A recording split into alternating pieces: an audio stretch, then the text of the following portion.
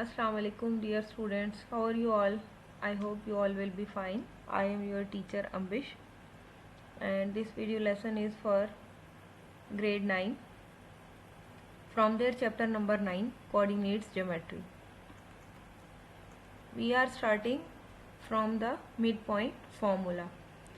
Let P1 with the coordinates x1 and y1 and P2 with the coordinates x2 and y2 be any 2 points in the plane. You are watching over there in the figure that this is the point P1 and this is the point P2 on any plane, and R with the coordinates x and y be a midpoint of the given 2 points P1 and P2 on the line segment P1 P2 as shown in the figure. So this is the point R, which is exactly in the middle of the given 2 points, and I have to calculate the coordinates of this point R. If the line segment MN parallel to the XY, you are watching that this is the line M to N, and the points of M are x1 and y and N are x2 and y, and how we can calculate the midpoint, that is the R. So we have to calculate. For this purpose I am moving that x2 minus x is equal to x minus x1, because it is in the middle, so the distance from the M point to the R and the N point to the R will be the same.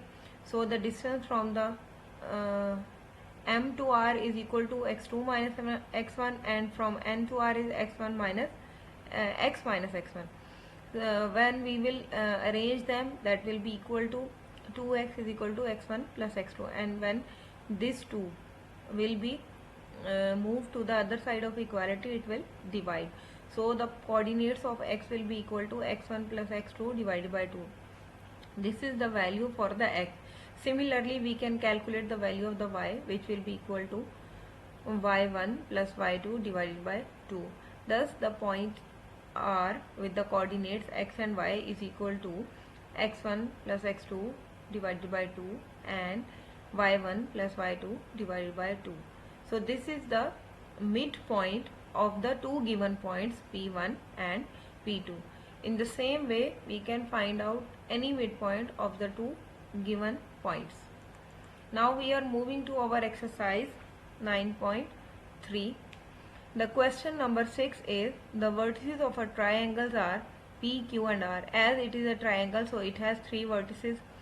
Show that the length of the line joining the midpoint of the line segment PR and QR is half of the PQ. Okay, so the midpoint, first of all we have to calculate the midpoint of PR and the midpoint of QR, and then I will join the two midpoints, and he is saying that this length of two midpoints will be equal to the half of the third side. Okay, so in the figure you are observing that M1 is the midpoint for QR and M2 is a midpoint for PR, and when we are joining the two midpoints and we will calculate their distance, it will be equal to the half of the P and Q, means it will be half of the third side. So now calculate the values. Let M be the midpoint of R and Q. By using the midpoint formula we will find the distance. So we are moving to the next step.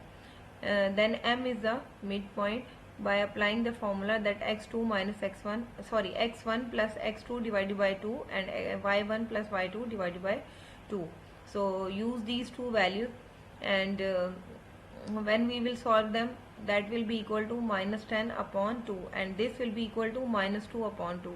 So simplify them, it will be equal to minus 5 and minus 1. These are the points for the midpoint, and now M2 is the midpoint of R and P. Then we will find out by applying the same formula x1 plus x2 divided by 2 and y1 plus y2 divided by 2 by using the coordinates of P and R. So that will be equal to when we will solve these values, that will be equal to minus 4 upon 2 and 8 upon 2. Finally we will have minus 2 and 4. We have calculated the coordinates M1 and M2. Now I have to find out the distance between M1 and M2. So we will apply the distance formula for that. So first of all, we will find the distance between the P and Q. For this purpose, we will apply the distance formula, that is x2 minus x1 square plus y2 minus y1 square and a whole square root. So these are the coordinates of P and Q given to you. I am putting the value. So minus 2 minus 4 square plus minus 4 minus 2 whole square and a square root for the full value. So that will be equal to minus 6 square plus minus 10 square. Minus minus become plus and 6 is the 36. And the same way 10 tens are 100 and the minus minus become plus. When I will add the 36 and 100, that will be equal to 136. So make the factors for that one. It will be equal to 2 into 2 into 34, and that is mean 2 square and into 34. So 2 will be out, 2 will be come out, that radical sign due to the square and square root, that will be cancel out. So 2 into square root of 34. This is my equation number 1, or you can say the distance between P and Q point. Now finally I have to find out the distance between the two midpoint, which I have already calculated. For this purpose, apply the distance formula of the two midpoints. Same formula which I am using in the question, again I will use here for M1 and M2, means x2 minus x1 square plus y2 minus y1 square and a whole square root. So put the values, minus 2 plus 5 square plus 4 plus 1 square. It will be 3 square and plus 5 square.